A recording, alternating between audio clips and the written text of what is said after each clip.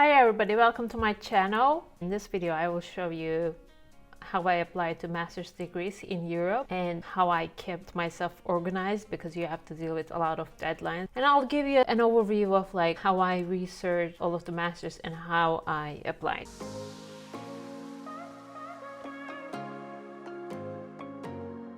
Mainly I will focus on how I applied and how I kept track of all of my applications. So yeah, let's get started.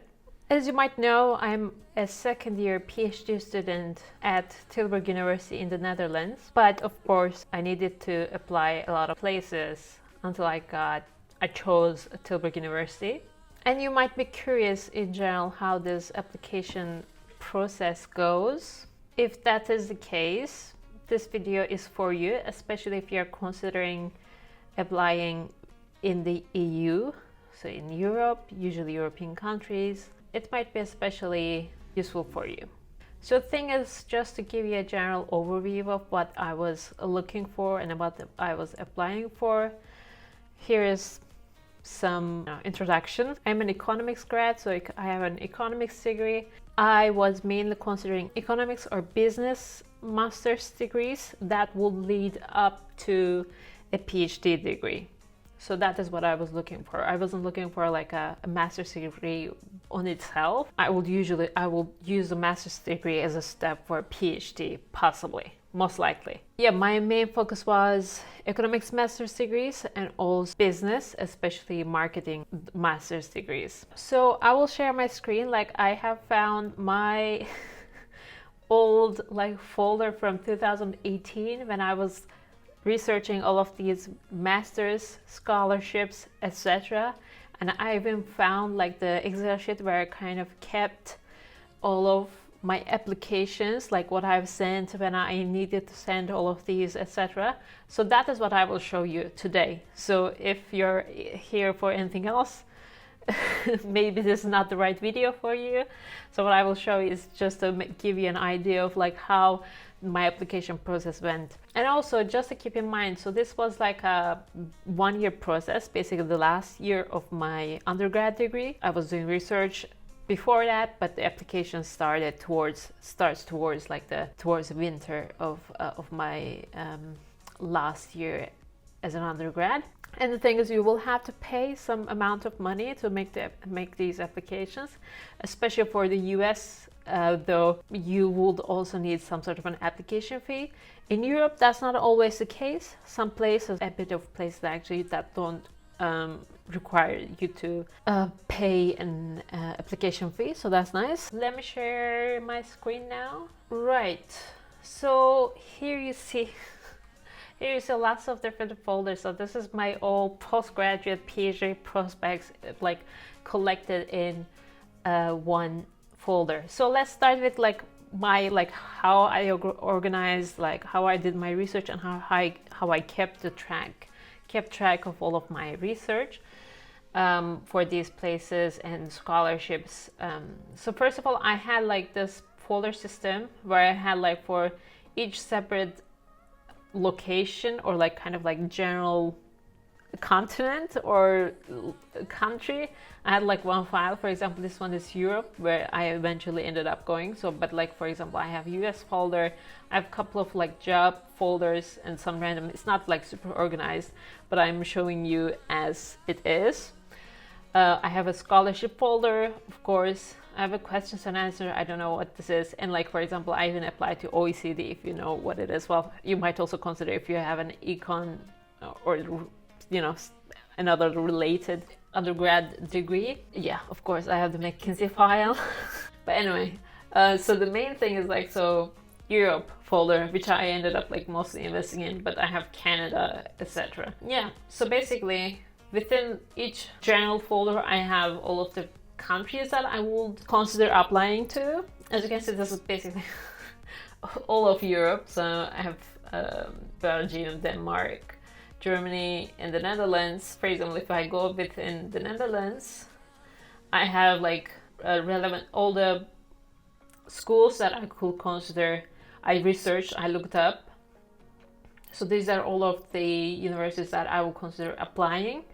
And I did, I looked into them and like I just, for example, saved whatever the important stuff is. For example, for Tilburg University, which I ended up going, I have, so these stuff are just PDFs from like the website, because I will go through them and I will just highlight all of the important parts. So for example, this is one of the scholarships. Then you will, for example, I will only pay 2,000 for the tuition fee after the scholarship. Just to have like this easy to go to source where I basically highlighted all of the important parts, so I don't have to always go to the website and, you know, check out where the important information is. So this was kind of handy just to always refer back, etc. And you know the application procedure. So this is what I would recommend doing, having like the screenshots of all of the websites and all of the information that is important to you in one place. Yeah, I have like tuition fees, everything that I will need to know to basically do. And for example, this was Research Master's track in marketing. This is the program that I ended up going to, and I don't have any highlights for this. So this means probably there wasn't much important information on this page for me, or I just want to save it. But yeah, so this program, basically, it was this program I applied to was a Research Master's, and then you do a 3 or 4 year of a PhD phase. It was a bit different for me. I did a 1 year Research Master and then 4 year of PhD. Yeah, all of the relevant information is here. So this is like the English test, etc. Marketing Research Master. Yeah, I've got some other stuff. For example, I've done my, is this letter of motivation? This is a file that you need to fill in. I don't know where my application is exactly. Well, I have like some relevant, I don't know, stuff from people who went to this school. So I also talked to those people that, you know, who actually went to this program and graduated and ended up coming back to like my undergrad university. I also went and talked to them. Of course, I checked the placements, although this is economics, it still will give some sort of an idea on like how the school is doing generally. Do I have the application? Yes, so within the application folder I have, of course, SOP, which is statement of purpose. So basically why you want to go into this school, what kind of like, why do you want it, and like, yeah, let's see, like it says introduce yourself. Yeah, I guess I have I mean, I could go through that like in a separate video because I think it will be too much to go over like all of the application materials in like one video. So I'm just gonna show it to you. Like, yeah, each application is a lot of work, and before application you need to do a lot of research always. But and also you have to, I would encourage everybody to like personalize each application to the school that you're going, because that's really usually important for schools. Especially if you care about going to that school, you really need to make sure that you personalize your application for that specific school. And also, I will recommend going over your writing with somebody else that is kind of familiar with like these application processes. It could be a friend as well, but I also like if you have some sort of an English center or something, or like career center possibly, I will encourage just to go see like what they recommend. Yeah, I've written some stuff. Why would you like to apply for this program? You need to write that. What is your personal perception about this program? Yes. What are your career ambitions? Yeah, do a PhD and become an academic or researcher. Another question, why would you like to follow your program within TISEM and particularly center? Yeah, I basically said, oh wow, interesting. Actually, yeah, the thing is, so indeed, like one of the reasons I applied to Tilburg University because it had really good rankings in terms of like research output in marketing within Europe. So that's why I chose Tilburg University, even though like I don't think it is much known outside of outside that much. It's not like a very famous university, I don't think, except for like a couple of academic subjects like marketing. Anyway, so yeah, here I say actually like yeah, would like to meet professors like Geisper's. So this is like Els, we call her Els, so she's really established professor in marketing. So, and Dr. George Knox. Oh no, there's a typo here. Actually, George Knox ended up becoming my supervisor, but yeah, I forgot the E at the end. I congratulate myself, but you know, cannot be perfect. Yeah, main thing is that you've done your research about this school, that you're also like not applying just because. The letter of motivation or a statement of purpose is basically the most personalized part of the application for the school.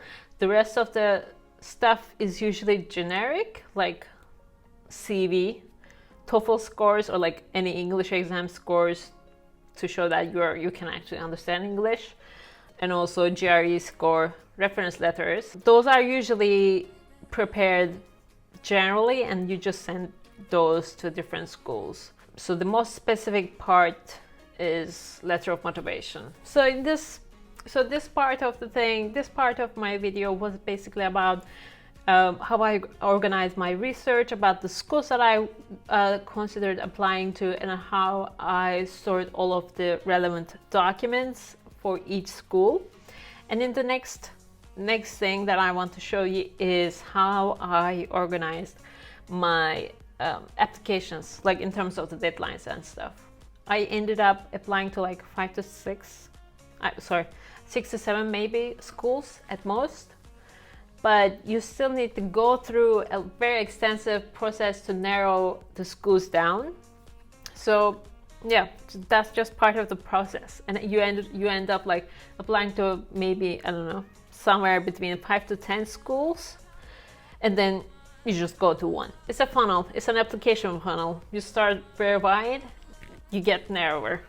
So yeah, okay. So this is basically my applications Excel sheet. I think this is just to give you an idea how to basically keep track of everything. Keep track of the deadlines for the schools that you're applying to, and also keep track of like what you have sent and what answer you have gotten and what you need to do next. So as you can see, like this is like on the left. So in the first column, you see the components of an application to a master's degree in Europe. These are usually the like 2-year program. The application's usually composed of like the application form itself. So this one, the application, and GRE result, TOEFL results needed to be sent, SOP, which is the statement of purpose or letter of motivation, and lastly you have to send in some reference letters to each school.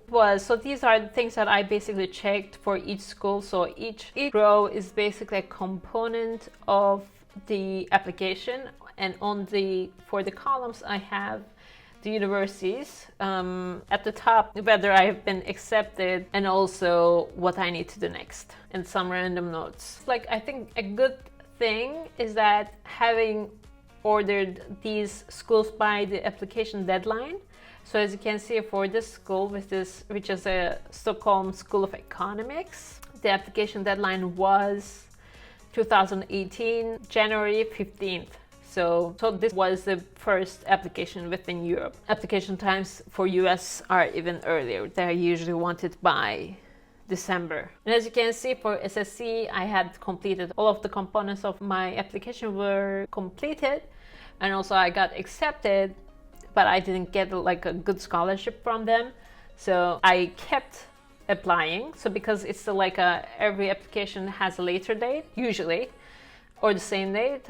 So whenever I didn't think that this would be like a valid school, like good school for me to go, considering all of the components, like whether I got a good scholarship, whether like the school was very good or not. So these are all of the factors that I considered when I kept applying. You need to make a conscious decision on whether you should apply or not, because sometimes you need to let, for example, I needed to let SSC know whether I want to accept or reject their offer by mid-April. So we've got CBS, Copenhagen Business School. I think I applied to this, maybe, I'm not very sure. I think I did apply, but I'm not sure what I got from them. Aarhus University, I think I got rejected, but I don't even remember that this happened. I had no idea. Aarhus, I'm not sure. I guess it's an okay university, and for some reason I got rejected. That's I guess unexpected. Tinbergen Institute. So this is a bit of an intense econ program. So here's my explanation for why I got rejected from Tinbergen Institute. They usually want, so each school's criteria is different. They usually want, high levels of math, and I didn't have that, and I actually didn't. It was a good thing because I actually didn't want to do that much of math. For example, for each school you might have to apply. So this one is actually econ program at the Tinbergen Institute, but in each school there might be different programs that you can apply to. I applied to Tilburg University and the deadline was mid-January. Still, I thought it was later. I thought it was like February or something, but apparently not. And yes, so I got accepted with scholarship here, and it was important that I got a scholarship because financially it will be tough. And this is the marketing, Tilburg University marketing, and also like they had like, I considered applying to econ and also to finance at the same university. For example, yeah, I got other like applications. I also applied to Sanfi, which has a good econ program. So Sanfi is an econ graduate school in Spain. I got accepted with a tuition waiver but no living stipend, which basically made me choose Tilburg over Sanfi. Also, like, I have the scholarship programs that I wanted to apply to, and the rest of them is kind of crazy. And I have like, yeah, I had ordered all of the potential places that I could apply. So even though I got accepted for Tilburg University marketing, I thought that was a good offer. So I stopped applying. But even though in case I didn't get accepted, I could still continue applying. I think like one of the like bigger candidates were, even though I think it's not here, but like the bigger candidate was Rotterdam School of Management. So that was, for example, Rotterdam had a later application date. So if I weren't accepted by Tilburg University or like didn't get the scholarship, I would also apply to Rotterdam. But at the end, like, because Tilburg University had higher rankings, etc., so I chose Tilburg University. And so yeah, that's how I ended up at Tilburg University and in the Netherlands. So yeah, this is how I ended up at Tilburg University. Hopefully this video was helpful to you. Let me know if you have, I don't know, any related questions, or like you want me to do, I don't know. I plan to do another video on the costs of applying to school or generally applying to master's degrees, because it might be more expensive than you think. Everything is kind of like, it costs money. So yeah, I want to do a video on this. Let me know if you have any ideas of videos that I could make in the future to help you guys. Thank you very much for watching this video, and see you next time.